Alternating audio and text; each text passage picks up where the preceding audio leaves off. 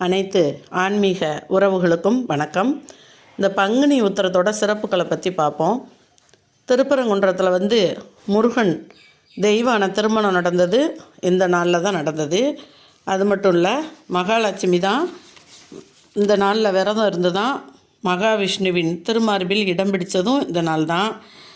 பிரம்மன் தன்னோட மனைவி சரஸ்வதியை நாக்கிலேயே வச்சுக்கிறணும்னு சொல்லிட்டு வைத்து கொள்ளும்படியான வரத்தை பெற்றதும் இந்த நாளில்தான்.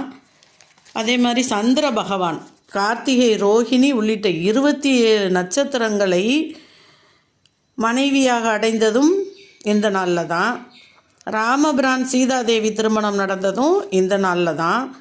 மதுரை மீனாட்சி சுந்தரேஸ்வரர் திருமணம் நடந்ததும் இந்த நாளில் தான்.